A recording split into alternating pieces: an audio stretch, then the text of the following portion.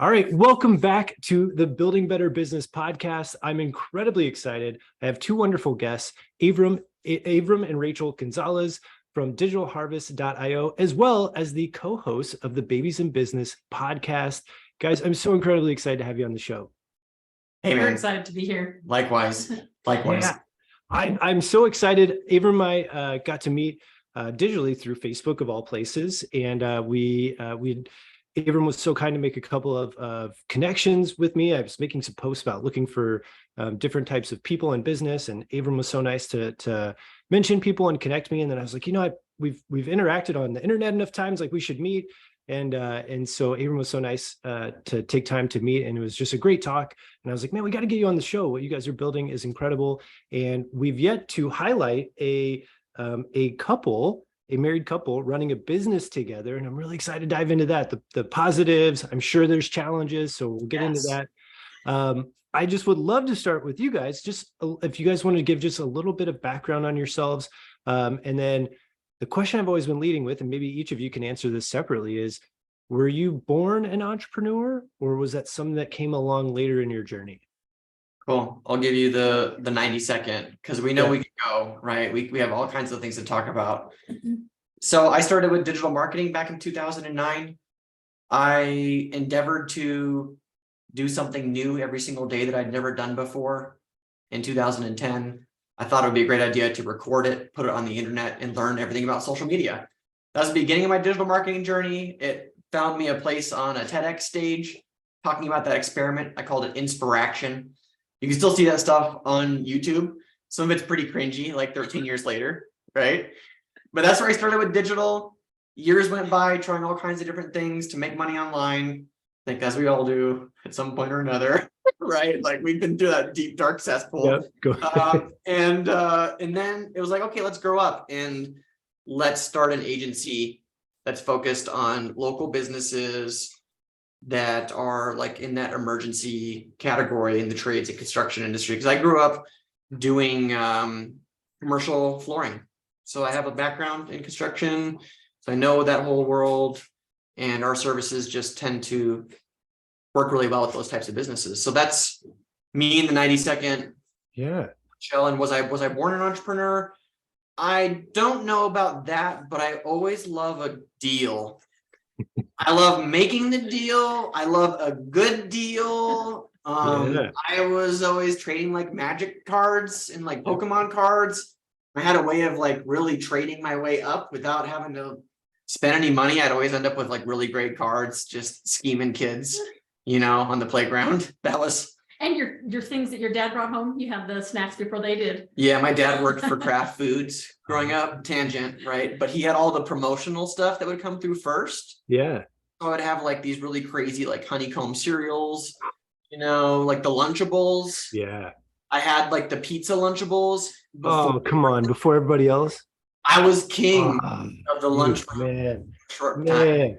There you go. That's it. I know. Some people are like, my dad had political influence. No one wants that. We want your dad to have, or parent to have, like, the coolest snacks that you can trade for other stuff. Like, we had a crate of macaroni and cheese in the basement. Oh, man. Yeah. Oh my gosh. Your turn. Your turn. All right. So I did not know really anything about internet stuff. So it's really funny. We're actually very opposite in so many ways. I might as well have grown up in the 1800s because technology, we're the same age, but technology was never really introduced. I kind of grew up in like a compound, grew up really religious. So really sheltered from the world, got into a bad relationship, lasted 8 years.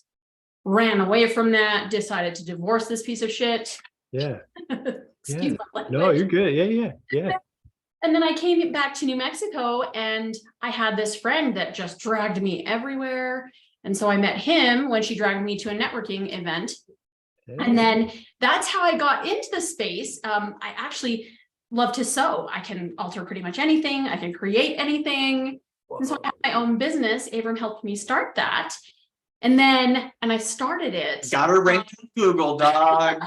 Boom. I started it officially as my full-time thing exactly 1 year to the day prior to when New Mexico was shut down for COVID. Wow. So that was in March, Yeah. here in New Mexico. Yeah. And I was mourning the loss of my business because you can't do fittings on Zoom. You can't, measure anything or look at things and pin things. So I was mourning the loss of my business for multiple months. Yeah. And we got married that same year in October on Halloween. Yeah. And so I was getting some kind of exposure to online stuff, and he was telling me all about the things, so I was learning more. But we went on this trip that was gifted to us, and it was in this place that was like, I'd never been to such a nice place, like this really nice resort. And it made me start thinking like bigger, like, whoa, this is something that could be part of my life regularly. Yeah. And I actually pitched to him. I told him, so I want to close my business. And he's like, okay, we can shut down your Google My Business temporarily. And I'm like, yeah, let's do that.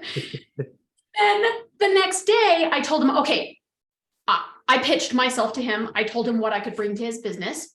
Yeah.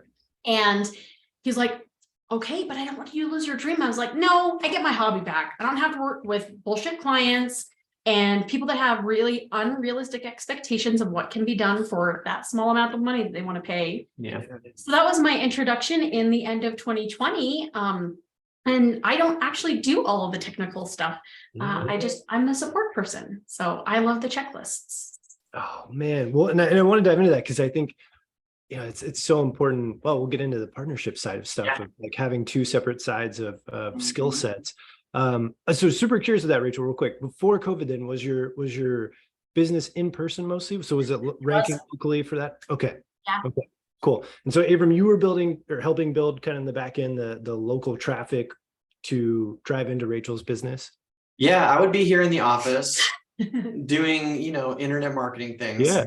Like on a Monday morning, Tuesday morning, I would hear her phone going off one after another until like 11 a.m. Man. So she would just have all these appointments lined up and didn't have to do any marketing. It was so cool. Yeah. So people Oh my were gosh. on her calendar online to meet her in person. They were paying deposits in advance. Wow. Yeah, we had the whole technical side of it dialed in. There was no seamstress in town that had been, that was under 50 years old, probably. Right. So she was just killing it with technology. Yeah. Offering a superior and different experience. Yeah. Yeah. Well, I'm so curious then, for you guys, Rachel and Avram, what do you think would have happened if COVID never hit? Do you think you still have the business, Rachel? Do you think you eventually would have? No. Okay. Well, I think it just expedited my transfer into his business. So there were times when, my tickets were so much smaller. Like he would bring down a deal and it was like thousands of dollars. And here I was, a whole month would go by and I wouldn't make that much, and it was just crushing. And it was, I enjoyed the work and there are certain things I love. I loved working on wedding dresses. I got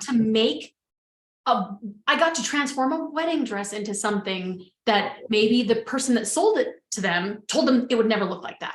Yeah. But I got to do that. So that was what I really loved to do, but that wasn't the majority of stuff. So there were a lot of pain points in the business and I wanted to join him and he wanted me to join him, but no one ever said anything. Yeah. So he would say things like really supportive things about my business. And I felt like, oh, you don't want me to be part of your business? Like he would say he wanted to partner up with someone. And here I was thinking, I'm that person. Yeah. But I didn't know if he wanted me to come on with him. So in December, it was a really big thing for me to say, okay, Avram, this is my pitch to you. You should hire me. Let me come on and work with you. Oh, I love it. I love that I think it's, sometimes something's just so close to you and you don't even recognize, or maybe recognize, but well, and I'd love to dive into this. Were there mixed emotions, guys, eventually signing up? Because I know you are agreeing to like, hey, let's finally go into this. Was it a like, oh my gosh, yes, this is a perfect decision? I just, like she said, I didn't want to steal her dream. What I had always seen and heard from her was her dream was running her own business, making her own money. And I wanted to be super supportive of that. So that's the reason that I never asked. I thought it would be selfish to ask her to come side by side and do it together. Yeah. So that was when she was proposing this to me, I'm the kind of guy that you gotta like drop the idea and like let me be with it, Yeah. you know, and let me come to the same conclusion that you want me to come to. That's what I did. That's what I you did it did, yeah. slowly. Mhm. Conception. Be Yeah. rejected either. Yes. Yeah. Yeah. Yeah. And I think the other thing, the mixed emotions side would be, yeah, like I was excited for it because I knew that we would work, but I was also nervous about it because so many people tell you that it is so hard to run a business with your spouse. I think that's Mhm. part of why we're talking today, is because I don't think it is. I think it is the greatest blessing you could have, because there's nobody that understands the depths of you quite like your spouse. Yeah. I think it's a great point. And I would love to kind of probably just segment or segue into that of for you guys. So you guys partner up. We're looking at how long has it been since you guys officially, Rachel, you joined the business? 2.5 years. Yeah, two and a half years. It Okay, was- so you guys are probably into a decent rhythm by now, I'd imagine, where, Oh, just yeah. 2.5 years. Yeah. So for you guys, looking back over the last, 2.5 years, what do you feel like has led to, what would you contribute to having this be so cohesive for you guys? And has it been, I don't even want to prompt you with anything, but like for you guys, what has it been? What do you think has helped make it successful for you guys? You know, I think, I mean, what is it that I bring to the table? I bring order. I love checklists. I know that sounds silly, but No. so he has these big grand ideas. So I would listen to these grand ideas before I was part of the business. And it's awesome, but I really had no way to support them other than, cool, that's really awesome. But being part of the business, I was able to hear his dreams and what he wanted to accomplish, and actually take that and distill it down into a list of things to do to accomplish it. Yeah. So I was able to support him on that end. He's so brilliant with the things that he does, staying up on in the industry, making sure that we're serving our clients to the very best of our ability, making sure that things happen on time. He is not a details person. Mhm. So instead of being offended at the fact that he's not good at what I'm good at, just own it, take it all. So I take on those things that are truly mine to take on, and I don't expect him to do or be good at what I do. Yeah. So I think that with us, one of the things that we did that really propelled our business, I can absolutely speak to this, is we instituted profit first. And Will knows. Money was a big pain point. Yeah. Tax bill comes, you don't have the money for taxes, you've got to pull it out of your ass, basically. Yeah. And so you really have these pain points that come in at different times.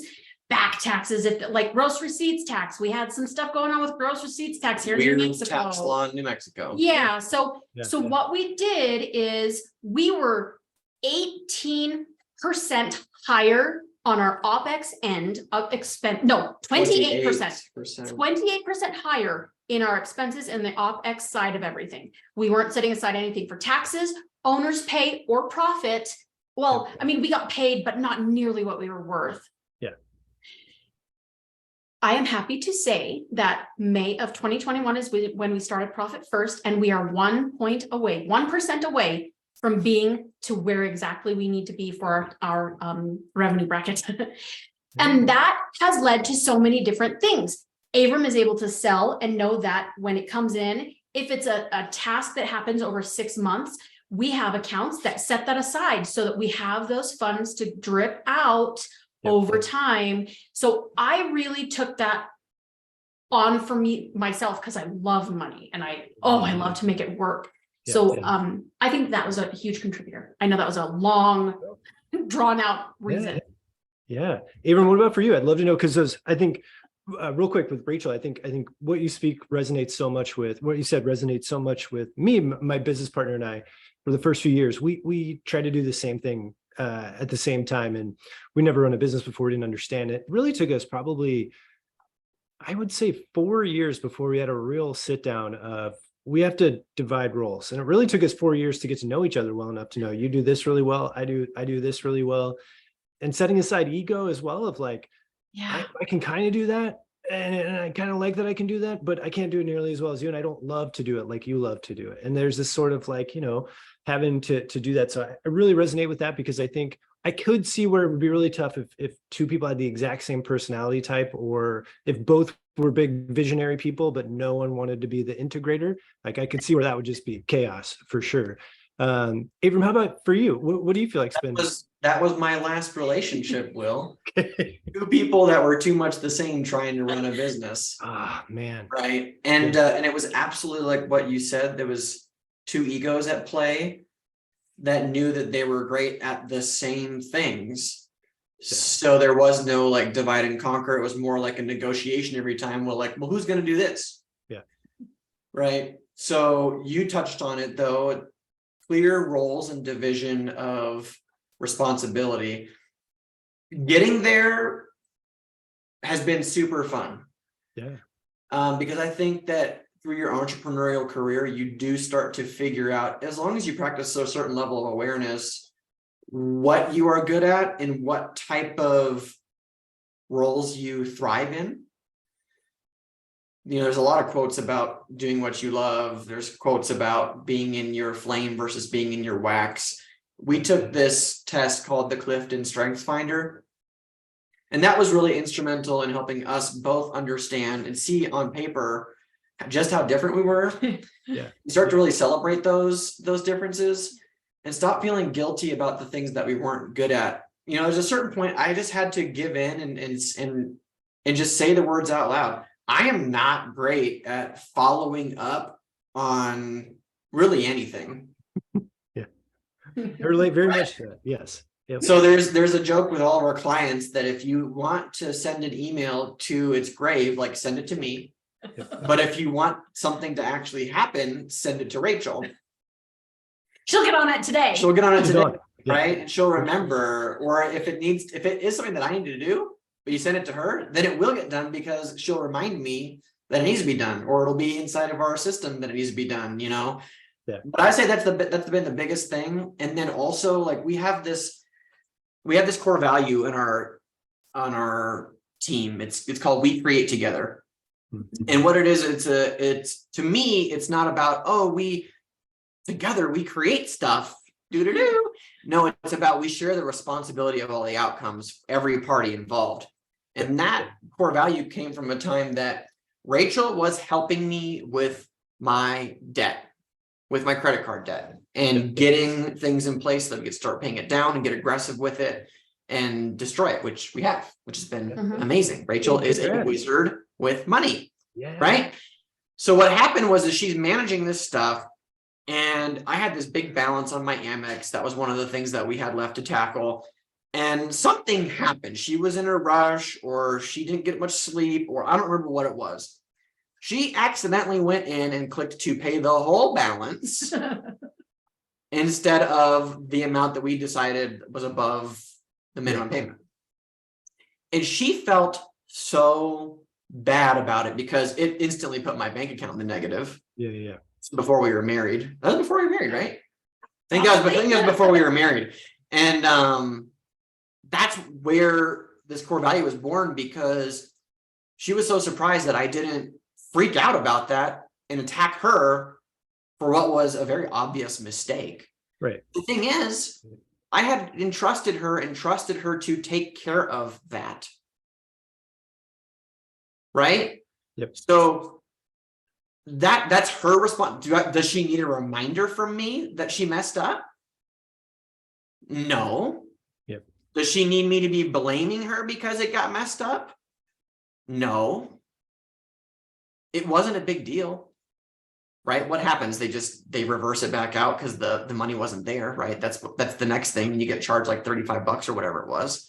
Yeah. So I also know that. I'm like, what is this? What is this? Is a $35 quote mistake that we've now referenced on like podcasts and team calls and stuff. That's a great lesson in this core value. And I think that's another thing that we've learned along the way that's allowed us to thrive in partnership is something that one of our mentors, Adrian Dorison, taught us from the Run Like Clockwork podcast and Clockwork Accelerator. Don't blame the person, blame the process. right? So if that was such a big problem to me, find a different role, put somebody different in the role, redefine the role, whatever. But I fully trust her with all the stuff that she has in her basket of responsibilities and vice versa. Yeah. So I think that's like been the biggest thing. And that quote has been what's kept us, I think, from really fighting about anything in the business. It's like, well, let's back it up here. Like, we arrived here frustrated somehow. Yeah. How did we contribute to being in this situation? What got us here? Well, what is it always? We never talked about it. We don't have a clear role here. There's like all of these things that can possibly break down in a business that we have full control over, that it's not the person's problem when it breaks. So that's what I think has contributed to harmony in our business, and then in our household too, right? Because this door is to the rest of the house. You know, and that door it's a symbol for something, but it's not always where things begin and end. Yeah. I love the insights. I think that's some big lessons there. One, being willing to separate roles and accepting not only our own the things that we're not great at or not as gifted at, and accepting that in other people and being okay with that and celebrating that. And then also, I think that's a really cool thing that you've defined a core value for you all, both personally that's transferred into the business. And I think that's something that, you can come back to. And I love that example, like how many people, one, I'm sure you learned a lot about each other in that moment too, of like, wow, this guy's, he's not going to lose it every time something bad goes on, and I think that's a really good thing to know too about a partner, whether that's, romantically or business or whatever. I got to ask you guys, so you guys have been doing this, you guys making work, and then all of a sudden, I shouldn't say all of a sudden, but you all have a baby. You guys have a baby come into the picture. I got to ask, what's the transition like, or what's the journey like moving into parenthood while being business owners, running this business together? Like, it's not just you two anymore. It's also, a third person really in this. How's that been, both through the pregnancy part all the way to kind of where we're at now? How's it been transitioning to not just being you two, but now you're responsible for another human being in this as well? Big transition. I'll keep mine short because I know she's got a lot to say. Mom is always on, right? Yeah. And we're like kind of praying right now that our time here isn't cut short on the podcast because he's sleeping. We were supposed to have babysitting today. So that's the thing, right? It's been so messy and unpredictable. And I think that has been the biggest adjustment for us. The other thing has been having to be way more intentional with our time, because you have zero of it. We were lamenting last week, that, wow, because we didn't have any babysitting, I was going to have about 6 hours to work outside of meetings that week, and she was going to have like 4 or 4.5. So what do you do with that when you are at a capacity that's literally 80% less than your competition and what everybody else is normally doing? Yeah. Well, you focus in on the stuff that really, really matters, and everything else you have to like find a way to let it go. Yeah. Because the to-do list is always a mile deep. It doesn't end. You cannot finish it. Yeah. So at some point, in order to turn your brain off, which is hard, you do have to just start letting it go. So I think it's also been a good exercise for us in that. There were so many things, and maybe you can talk about this. We took a lot of time off. I took 7 weeks off. She took 6 months off. Yeah. We're a small team of 4, plus some contractors. So both owners being out for a long period of time, big deal. Yeah. When we came back, I realized how not important I am to the business. Like, but we wanted to get there. Yeah. So ego is like, every entrepreneur thing wants to feel important. And then you come back like, does anybody need anything? They're like, not really. That's a thing. And then the other side of it was realizing how much stuff that we were doing just was not even worth the time. There was no point. Yeah.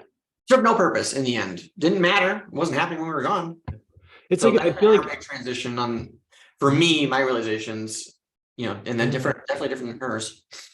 no, I feel like in some ways it's I've had coaches before who have made you do a time audit, right? And when it's just you and you have kind of, I won't say unlimited time, but your time is freed up really well. It's like, yeah, I fill it with these things. And then you have this like forced, hey, like you only have like so many hours. You got to really figure out what matters. And so in a cool way, I think looking, as you're talking, I'm like, wow, what an interesting way of like forced time auditing of like, you just have to do that. So it's Yeah. just something that came to mind, and I love that takeaway. Rachel, I'd love to know for you, how's this experience been? Obviously you have a whole different experience with it, and curious how it's been.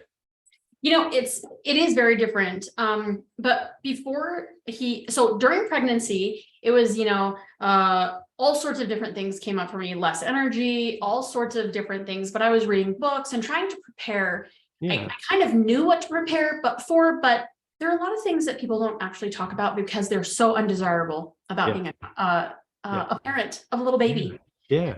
So there are things that take you by surprise, and I don't love surprises. Checklist. It's not on the checklist. Surprises aren't on the checklist. I really like to be prepared for things. And if I'm not prepared, then I feel like a failure. Because why can't I predict the future? And so there's all that stuff. Yeah. And then there's hormones, and what a wonderful thing that having a child, like I grew a baby and birthed him into life. My body did that, and hormones did that. So hormones get a bad rap, but they really do amazing things. Yeah, they do. So then there's this roller coaster afterwards of no sleep, healing because of having a baby, all the things. But for me, so we had this time where we actually talked about, okay, so what has it been like? Yeah. We getting to step back and do nothing in our business for any period of time was really, really awesome. And it's actually taken us to where we are right now. And what it did for us was we were able to get a third-party view, almost like we were looking into somebody else's business. So we could be more objective about the things that were and weren't working. We could really be kind of cruel and be like, no, we're cutting that. Nope, that doesn't matter. Yeah. So we were able to be really objective about that, but also purposeful. So we also talk about this on the podcast, but we really got clear on what we wanted moving forward. We don't want to work more. We want to work less. We don't want to we don't want to live to work in our business. We want to work in our business to live. Yep. We want to support the lifestyle that we want and desire. And that is to be present at the soccer games, to be present at the birthday parties, or whatever it is that he is going through. To be excited because he crawled for the first time, because we were present, we want to be there for those opportunities and growth milestones for him. Yeah. So we got very, very clear on what worked for us and what didn't, what was a necessary thing for us to do. So we really separated it. How is this action going to move the needle? If it will, great, let's do it. If it's not going to move the needle, then we're going to put that on the back burner because it's really not important. We got such clarity on how much fluff we filled our day with. So we committed to each other. We're not doing that anymore. We don't desire to work more than X amount per week, and we're not going to. What we're going to do is instead of taking the work that we need to do and stuffing it into the week, we're going to take the week and put the work into the week. So look at the time that we have and put the work into that time instead of the opposite, and feel like we're constantly running and changing. And we felt more peace. Yeah. We have actually hit our quarterly goal for the first time since we came together. Hey. We have active project management that is propelling our goals forward, not just for our clients. We have marketing going for our business. We have a podcast going. We have support on that for all sorts of posts on social media for that. We are what we call putting shoes on that bitch. We do for business, for clients. Yep. We sometimes don't do for ourselves. Right. And so we've done that for ourselves. So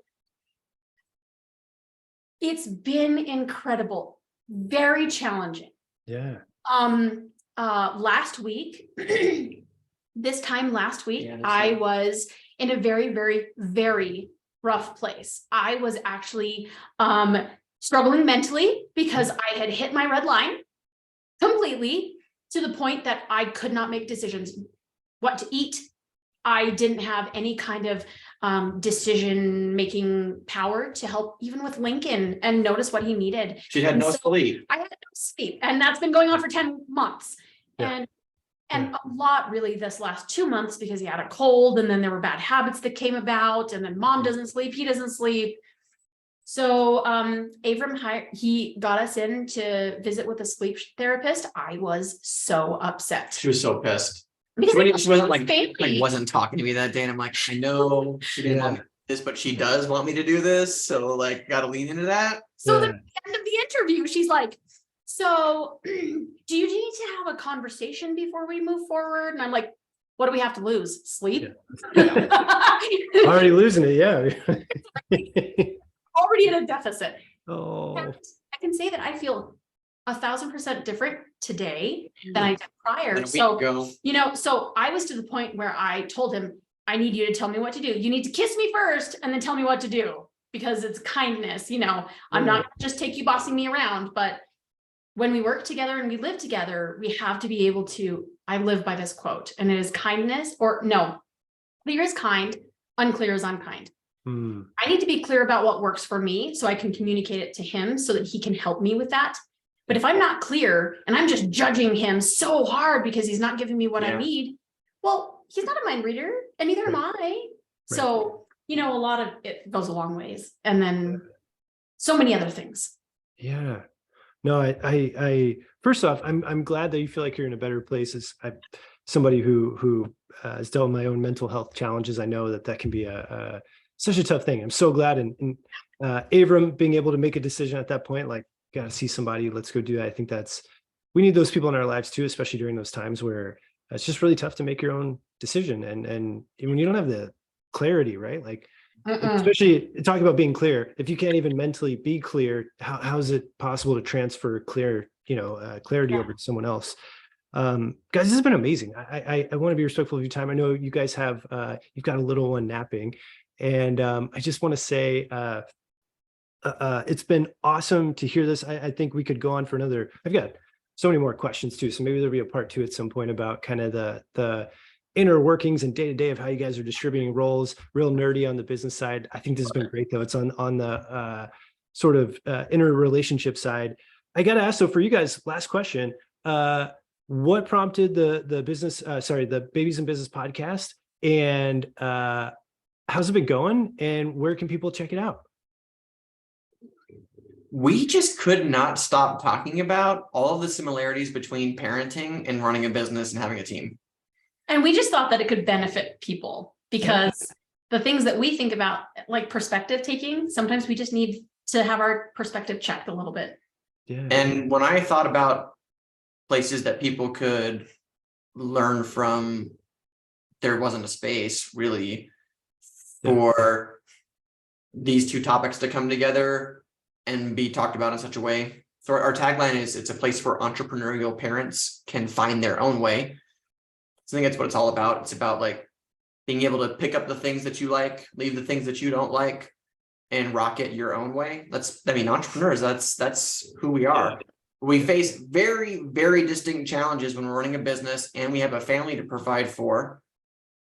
It's a lot of pressure that others don't necessarily understand. And there's some dynamics to it that nobody else is living in, except for this small percentage of us. It's what, like 7% of America runs a small business or is in for business for themselves, or I don't know what the statistics are. Throw the book at me, whatever. It's not for everybody though, right? It's not. So that's why we created the podcast. And also, for parents, when you become a parent or you're pregnant, experts come out of the woodwork. Everybody knows everything about being a parent and what you should and shouldn't do. And so my point of view is, where does our intuition come into the mix? It's got to come into the mix because we're the ones doing it. So, we talk about that and the similarities between business and babies, and we're kind of funny, I think. You guys are hilarious. I love the show. Yeah. Positive things. Yeah. We can take serious topics and really look at that. And we're looking forward to having guests. So babiesandbiz.com. Babiesandbiz.com. And then on all the socials, I think it's the same thing. It's babiesandbizpod.com. Yeah. Babies and Biz Pod. I'll have Hello. well, I'll have the links. I'll find all the links and put them in the show notes if you're listening to this to be able to go check it out. And I can vouch, Rachel and Avram are hilarious, and you should definitely tune into that. Tune into the podcast. They crack me up, and I think it's really cool too because I think the Gary V world is very much like obviously have your family, but it's very hustle and all these things, and it's so nice to have like or just like totally separate. Like it's so separate, and there's so many people out there who are finding ways to make it work and intertwine their families. My business partner, he has 3 little daughters, and they're teaching them entrepreneurial things right now just through like daily things that they do of how to do that. And I'm like, that's so cool. Like I wish I would have known that when I was 6 on how to think about this stuff. So I just want to say, guys, it's been an absolute pleasure. I want to thank you so much for coming on the show. Yeah, thank you for having us. This was so much fun. When he told me you invited me, I'm like, yes. Well, yeah, I can't have a couple business without the couple. I got to have both parties, and it's just I think it's there's such a neat dynamic too when you have people who have such a strong vested interest in not only one thing but multiple things for you guys, which is like essentially almost everything at this point kind of tied together. And so that's just really cool to hear. And it would have been a shame to not have both perspectives. Yeah. It would. Yeah. It would. Sometimes people invite me and I'm like, well, you don't really understand the real magic of what's going here, or like why I'm even here in this room today. It's not what I did. It's what her and the rest of the ladies have done. So shout out to the team too. You guys are awesome. Yeah. Thanks, Will. You got it, guys. And thank you, everyone who's listening to this episode. Please go check out Avram and Rachel. You can check them out, digitalharvest.io. Go check out babiesandbiz.com and listen to the Babies in Business podcast. I'll have the links to all of that in the show notes. And guys, we'll catch you on the next episode of Building Better Business.